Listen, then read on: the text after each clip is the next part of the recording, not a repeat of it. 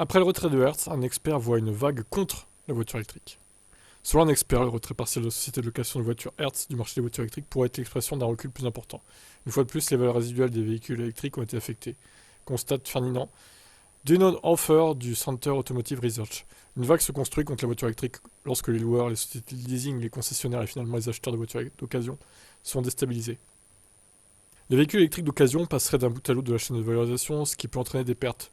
Dunnon-Hofer voit les plus grands risques chez les constructeurs qui recherchent déjà à pousser leur modèle électrique sur le marché avec des rabais élevés. Les particuliers qui achètent le plus souvent des voitures d'occasion doivent bien réfléchir avant d'acheter une voiture dont l'évolution de la valeur est extrêmement incertaine. En cas de doute, ils reviennent à la voiture à combustion.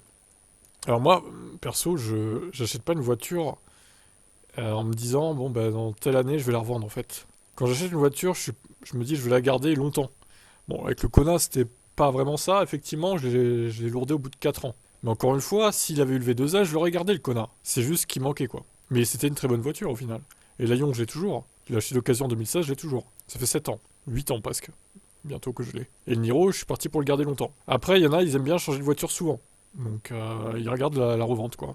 Une grande partie de l'insécurité en Allemagne est due aux mauvaises décisions politiques et de la coalition des feux de signalisation, estime l'expert en automobile. Au lieu d'exiger des voitures électriques respectueuses du climat d'ici fin 2025, les primes d'État ont été réduites à zéro dès l'année dernière, avec des conséquences négatives sur les valeurs résiduelles à chaque étape intermédiaire. Les acheteurs ne touchaient plus la voiture électrique qu'avec des doigts très pointus. L'incertitude sur le marché ne pouvait être guère plus grande. Si Volkswagen par exemple annonce maintenant des réductions de prix importantes pour l'ID4, les valeurs résiduelles des voitures électriques seront encore plus sous pression. Aux États-Unis, les prochaines élections présidentielles menacent en outre la poursuite du développement. Avec un président Trump, la voiture électrique est morte aux États-Unis. Oui, mais il n'a pas encore été élu, hein. J'espère qu'il ne le sera pas d'ailleurs. Mais en même temps, il faut virer Biden aussi, parce que lui, c'est pareil. Il reste mieux que Trump, mais enfin moins pire que Trump. Mais je suis désolé, il n'y a pas plus jeune, quoi. Les mecs, ils ont un pied dans la tombe. Vous avez vu l'âge qu'ils ont? Enfin, comment ils peuvent gouverner une telle puissance, surtout Biden chacune de ses sorties médiatiques, on dirait qu'il va s'endormir, quoi. C'est tragique. Alors, Trump, il a plus la forme, mais bon, vu la politique qu'il a, pas terrible, hein, quand même. Le loueur américain Hertz avait annoncé il y a quelques jours qu'il vendrait un tiers de sa flotte de VE avant l'heure et les remplacerait par des véhicules à combustion. On veut ainsi adapter l'offre à la demande, a fait savoir l'entreprise qui doit ainsi amortir 245 millions de dollars supplémentaires. Par le passé, Hertz a notamment fait remarquer que les baisses de prix répétées de Tesla avaient également fait baisser la valeur de revente des véhicules de la flotte. Ah bah oui, hein. Ils doivent l'avoir mauvaise d'avoir acheté à prix fort les modèles 3 et au final, bon bah ils se rendent compte que 3 ans plus tard, même pas, elles ont chuté, les prix ont chuté quoi.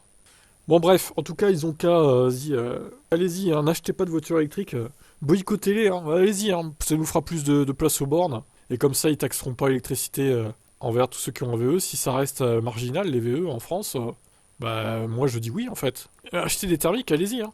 On s'en fout nous, hein. Nous on est déjà passé au VE en fait. Ça nous arrange que vous en achetiez pas. Moins il y a de VE, plus il y a de place aux bornes, moins il y a de chances que l'électricité soit taxée à la recharge. C'est ma philosophie, donc n'achetez pas de VE, voilà. Je vais maintenant faire une chaîne anti-VE. Le mec, je vais vous déconseiller d'acheter une voiture électrique. Pour mon confort personnel.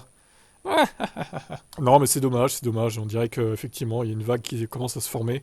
Mais bon, après, chacun fait comme il veut, encore une fois. Si vous préférez écouter les médias, alors c'est pareil, hein, TF1.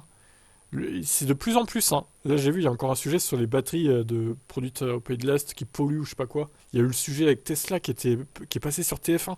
On dirait que sur TF1, par exemple, une grande chaîne nationale, ils sont en mode anti-VE, quoi. Ça fait peur, franchement.